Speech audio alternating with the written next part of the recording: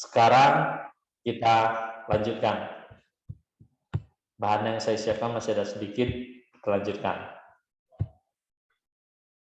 Nah, ini sekarang kita coba lihat sedikit, ya, menurut saya cukup menarik, liturgi sinagoge. Ya.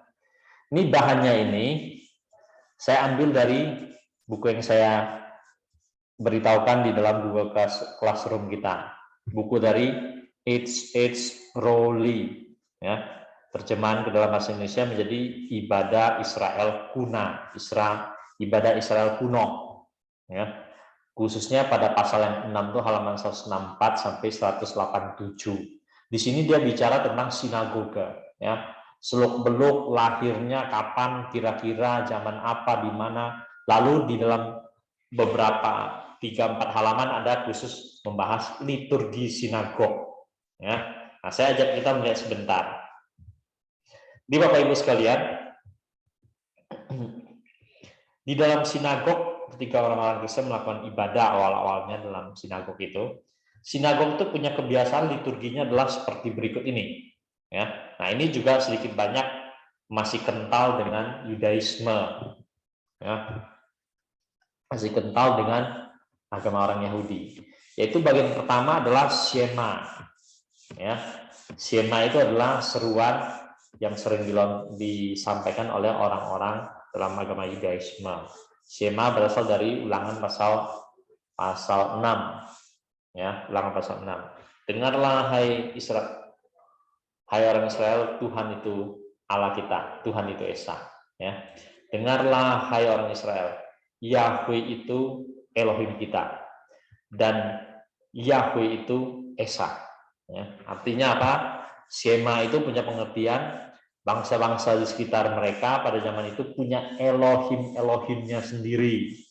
Jadi ada banyak Elohim yang dipandang berbeda oleh berbagai-bagai bangsa di sekitar orang-orang Israel.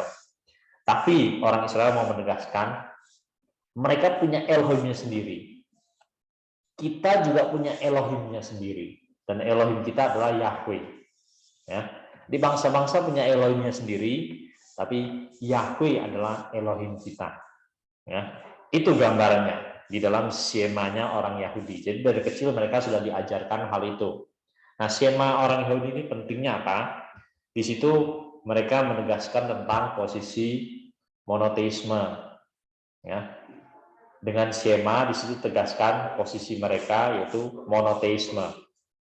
Nah, sehingga di dalam agama-agama Abrahamik, ya, agama-agama Abrahamik salah satu ciri yang menonjol adalah monoteisme. Ya, di agama-agama Ibrahim, agama-agama dari Ibrahim dan keturunan-keturunannya, agama-agama yang lahir dari situ cenderung sifatnya monoteisme. Walaupun kekristenan kita tahu bahwa kekristenan itu adalah Trinitas, Tritunggal. Ya, tapi unsur monoteismenya masih tetap kental. Lalu ibadah dalam sinagog ada, selain pembacaan Shema, ada doa. Jadi doa. Ada orang mimpin doa. Ya, mereka berdoa di dalam hari Sabat dalam kegiatan mereka di sinagog. Lalu dalam liturgi di sinagog itu ada juga pembacaan Torah, ya, pembacaan Taurat. Ya. Selalu ada pembacaan Taurat. Nah, Taurat itu hukum dasar bagi orang Israel, baik hukum agama maupun hukum sipil, dan akan dibacakan terus. Ya. Terus lagi ada uraian nas. Ya. Nah, dikatakan bahwa uraian nas ini tidak selalu ada, ya, tidak selalu ada, tapi sering ada. Dan uraian nas ini adalah seringkali diambil dari uraian dari kitab nabi-nabi. Ya. Jadi uraian nas tidak akan diambil dari Torah. Dia Torah dibacakan aja sudah, loh. Dianggap orang udah jelas. Sementara ketika berisi penjelasan, uraian, ataupun kalau kita mau sebut ini sebagai cikal bakalnya khotbah, ya, uraian nas ini menjadi cikal bakal khotbah. Maka di situ mereka mengambil dari kitab nabi-nabi, ya, baik nabi besar maupun nabi kecil. Terus ada ucapan berkat. Jadi tetap di penghujung ibadah di sinagog itu, dalam tradisi Yudaisme pun ada ucapan berkat. Ya, doa berkat. Dan doa berkat itu doanya, ucapan berkat itu adalah diikuti ya oleh seluruh jemaat. Ya. Apa yang diucapkan oleh yang mimpin doa berkat itu biasanya imam. Ya. Maka semua yang hadir di situ mengikuti. Ya. Terus ada lagi dikatakan di dalam bukunya Rowley ini, ada lagi namanya pembacaan Mazmur. Ya, pembacaan Mazmur. Jadi dari dahulu sudah ada pembacaan Mazmur, bukan hanya di liturgi di gereja zaman sekarang. Dalam Yudaisme di sinagog pun ada pembacaan Mazmur. Cuma Mazmurnya itu dikatakan dari 150 Mazmur yang ada, yang sering mereka pakai paling-paling hanya 2/3-nya. Dan 2/3 Mazmur itu pun Mazmur itu berulang dibacakan, itu memakan waktu 3 tahun. Jadi liturgi dalam 3 tahun itu Mazmurnya selesai. Ya, digambarkan begitu. Nah, mengenai uraian nas, ya, mengenai uraian nas, yang seringkali muncul di dalam kitab-kitab Injil maupun Kisah Rasul, ya, Yesus itu pernah juga diminta untuk uraian nas. Rasul-rasul 3 hari Sabat berada di kota-kota lain di luar Palestina, mereka sering ikut juga di sinagog itu, dan kadang sering mereka diberi kesempatan siapa yang berkenan menguraikan nats. Jadi tampaknya di kalangan di ibadah di sinagog itu memberikan keleluasaan bagi orang-orang yang hadir untuk menguraikan nas tertentu. Ya, ini mungkin menjadi cikal bakal khotbah. Tapi tentunya juga tidak akan sembarangan orang bicara, gitu. Ya, tidak akan sembarangan orang bicara. Karena orang yang memimpin hari itu dia bisa, ya dia berhak memberikan kesempatan untuk orang menguraikan nas, juga berhak untuk menghentikan. Ya, wewenang itu ada. Ya, jelas itu. Tapi tidak semua orang yang menguraikan nas itu di dalam tradisi sinagog harus orang yang terlatih, ya, atau orang yang terpelajar secara Taurat atau secara PL. Tentu kalau ada orang yang terpelajar secara Taurat dan secara PL, pasti akan lebih berharga, lebih baik, begitu loh.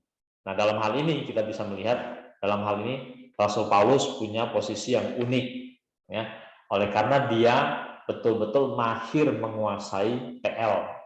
Ya, terdidik dalam Taurat, ya, bukan hanya memahaminya secara kitab suci, tapi juga mengaplikasikannya.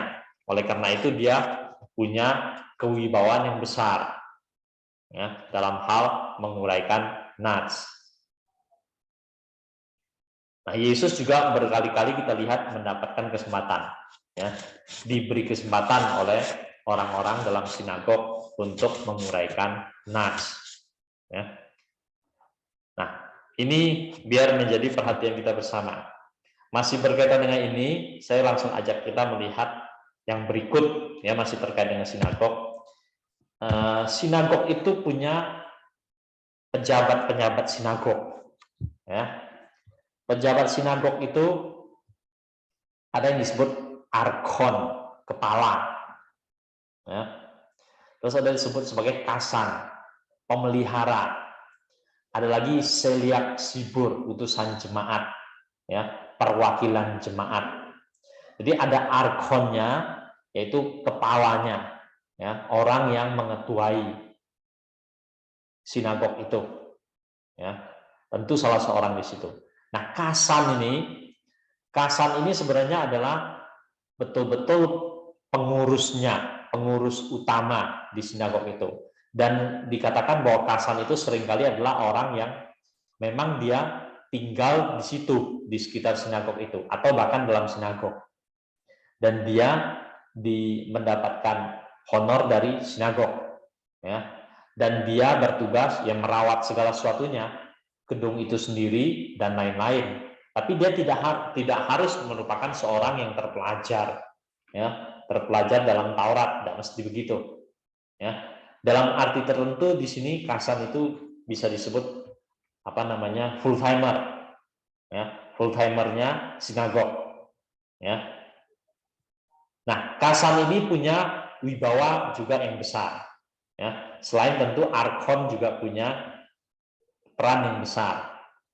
Nah, lama-lama antara utusan jemaat dengan Arkon itu kadang-kadang bisa menjadi satu, ya.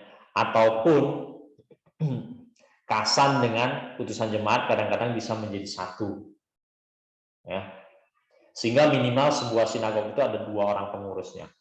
Bisa ada kepala dan pemeliharanya, atau kepala dan utusan jemaatnya. Nah, orang-orang ini yang berperan besar di dalam setiap sinagog. Dan orang-orang ini nanti yang dalam tanda petik mengatur liturgi ini. Ya, liturgi ini tidak mungkin berjalan sendiri, pasti ada orang yang ngatur. Ya, walaupun tidak sebaku seperti zaman kita sekarang.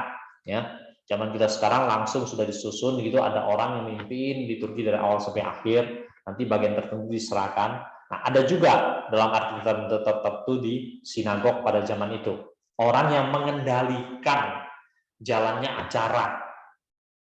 Nah, orang mengendalikan jalannya acara dan sampai dari awal sampai selesai di dalam setiap acara hari Sabat. Ya, jadi itu ada pejabat-pejabat di sinagog. Bapak Ibu ada yang sudah baca-baca bahan yang tadi saya kasih tahu dulu? Ibadah Israel Kuna. Ini bukunya. Ya. Ini satu buku yang lama. Ya, terjemahan buku yang lama. Nggak tahu ada cetak ulang enggak buku ini. Ya, maksudnya lumayan bagus, tapi ini bukunya cetakannya, terjemahannya masih pakai EYD yang lama, ya, bukan EYD. Masih pakai ijazah yang lama. Oke, sampai sini dulu. Liturgi dalam sinagog, lalu pejabat di sinagog. Kalau ada mau didiskusikan silakan.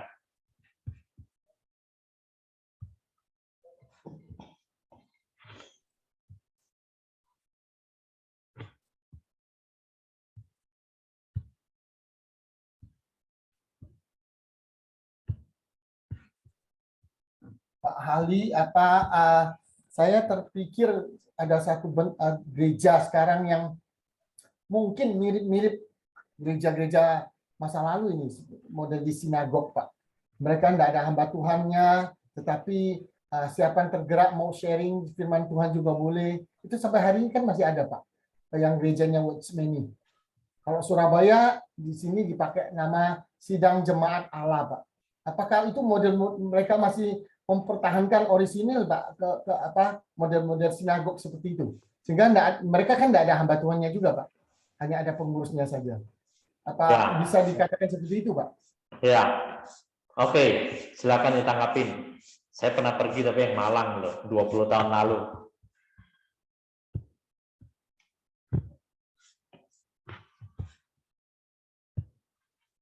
Surabaya besar, Pak. Besar. Sangat besar, dan mereka menggunakan berbagai cara. Salah satunya adalah buka kos-kosan untuk mahasiswa di Petra, sangat besar. Bagus, sudah bagus, murah lagi. Tetapi punya kewajiban, tiap minggu harus hadiri ibadah mereka. Yang modelnya ibadah rumah tangga gitu, Pak. Dan Ya. tidak ada hamba Tuhannya. Boleh, Ya. siapa yang tergerak mau sharing, boleh sharing. Ya. Oke, ada yang pernah dengar atau melihat hal-hal yang serupa dengan itu, silakan.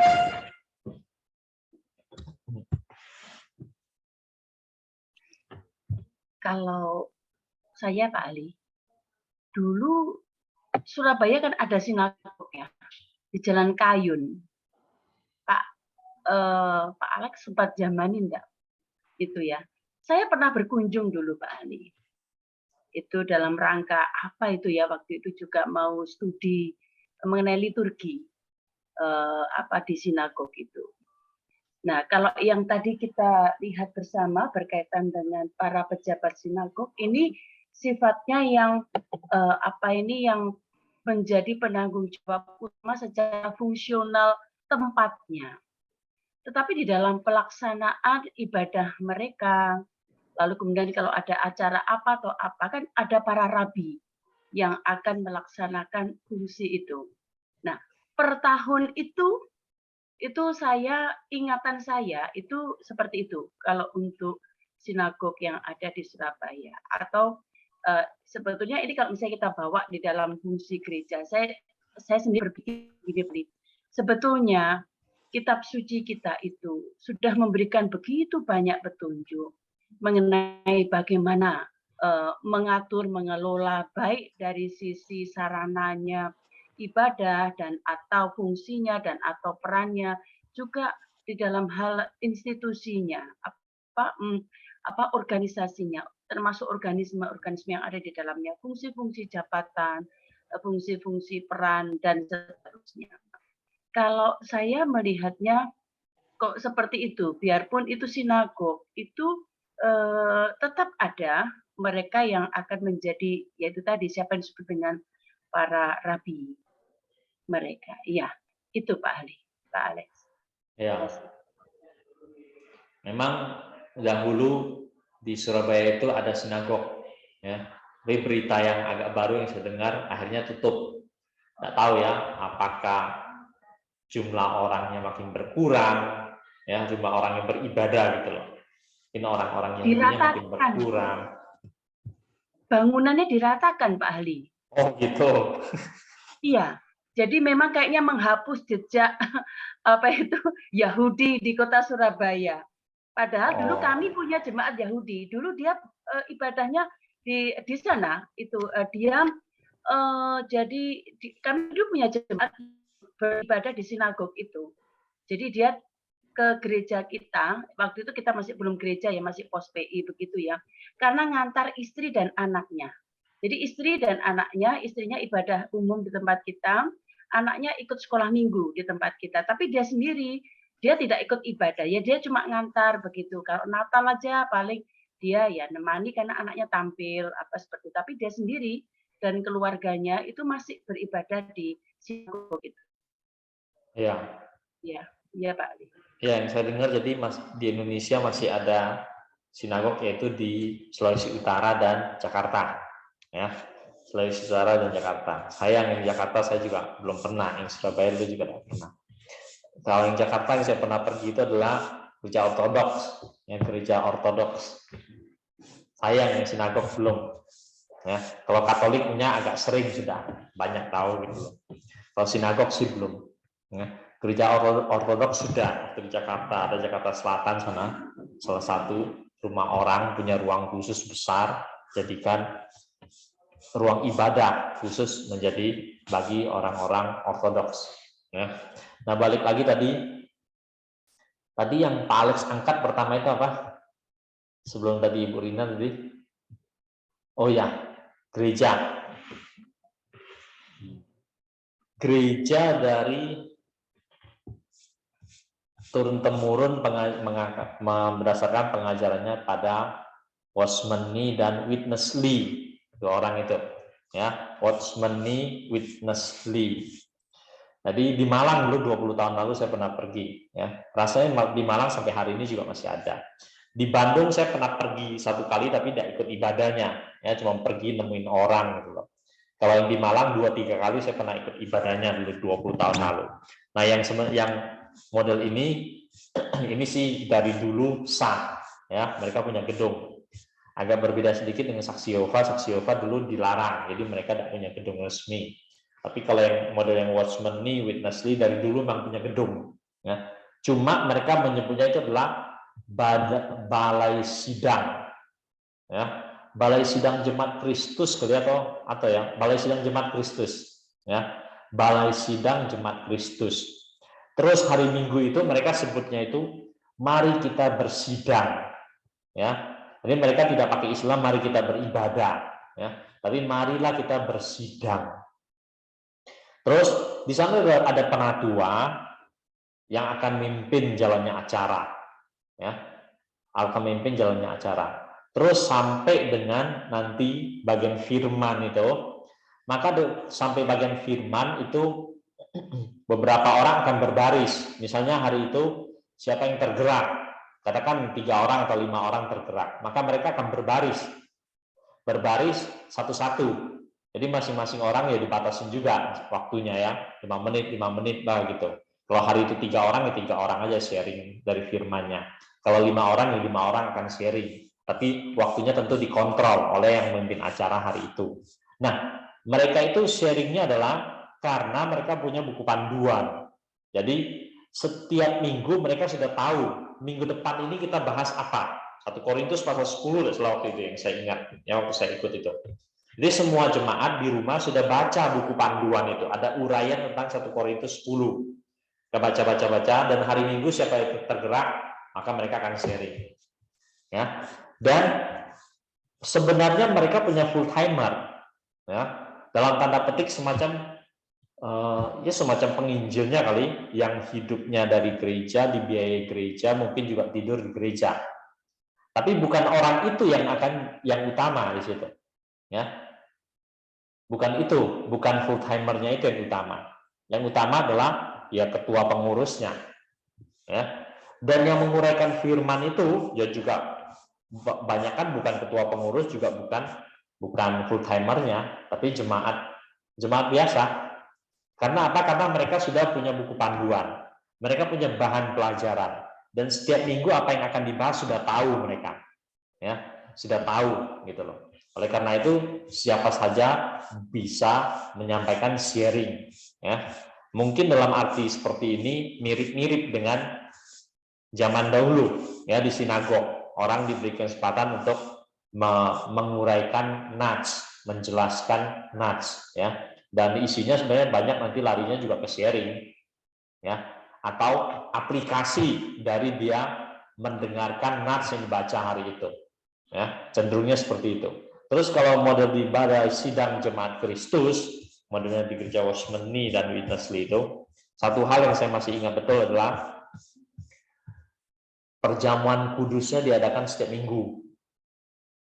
Jadi setiap minggu pasti ada perjamuan sucinya. Rotinya dibagi, anggurnya juga dibagi. Ya.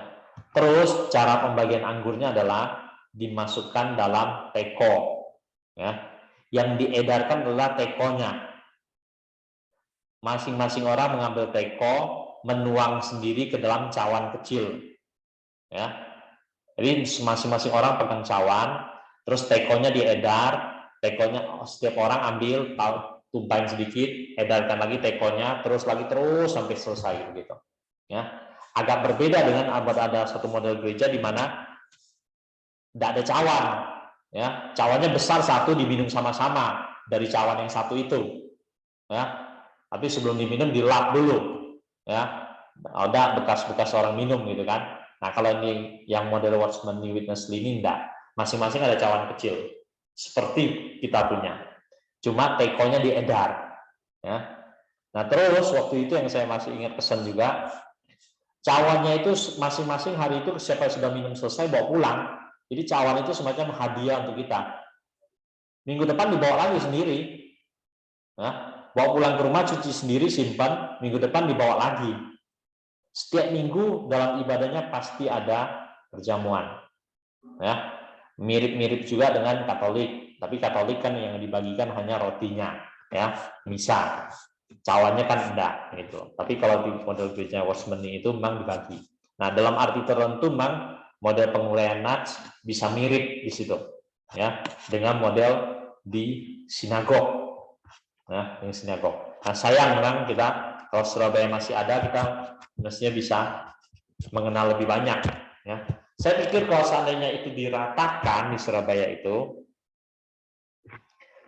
itu diratakan, maka mestinya orang-orang Yahudinya pasti masih mencari tempat lain untuk menyelenggarakan ibadah. Bisa aja menjadi rumah, ya, menjadi rumah kalau saya pikir, karena tidak punya gedung lagi, ya ibadahnya rumah, ya.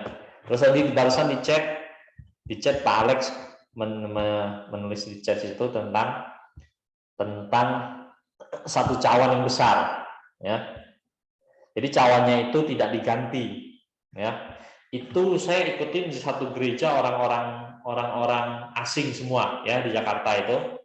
Ada satu gereja orang-orang asing, terus di situ juga ada orang-orang pengungsi yang ikut ibadah situ, ya. Saya lupa persis gerejanya apa, rasanya nama gerejanya gereja apa ya? Gereja oh ya, gereja Anglikan. Ya. Gereja Anglikan, saya ingat. Gereja Anglikan.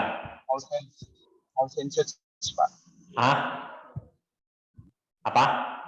All Saints Church, Pak. All Saints Anglican Church. Oh, begitu. Di Tugu Tani ya, Pak? Apa? Tugu Tani ya, Pak? Tani ya, Pak? Ada banyak tempatnya. Yang saya ikut itu adalah di sekolahnya Don Bosco, Jakarta Selatan. Oh iya, Jakarta Selatan. Don Bosco, Jakarta Selatan. Ya, ada banyak titik, ada 2-3 titik di Jakarta. Yang saya pernah pergi, mereka meminjam aula sekolahannya Don Bosco. Ya, dan isinya di situ 80-90% adalah orang asing. Ya. Bahkan ibadahnya kalau tak salah pakai bahasa Inggris. Nah itu ya rotinya masih bagi-bagi tapi cawannya satu doang. Ya cawannya besar, diedar dari mulut ke mulut. Ya orang maju minum dari cawan itu, lap lagi dikit, pakai tisu atau pakai kain, terus orang lain minum lagi terus begitu. Ya seperti itu. Saya praktek 1 tahun di sana, Pak Ali. Oh ya. Di Don Bosco-nya? Ya, di pusat, dan Don Bosco itu cabangnya dari Saints di pusat, Pak. Jakarta Pusat. Rasanya Don Bosco itu cabang kali. Pusatnya adalah setelah daerah, ada satu tempat Ya, yang luas banget ya. Di Ada Tugu satu Tani, tempat Pak. kok, tanahnya mereka luas Gambir, banget, tengah-tengahnya ada gedung kuno. Iya, Pak, betul. Saya agak lupa, saya pernah pergi itu bulan Desember, ada orang tertentu buat baktian untuk anak-anak gelandangan dan memakai tempat di gedung pusatnya punya Anglikan. Ya. Jadi saya pergi dengan orang waktu itu. Saya lupa persis alamatnya. Cuman itu rasanya dekat-dekat Jakarta Pusat itu. Iya, di Tugu Tani, Pak. Iya.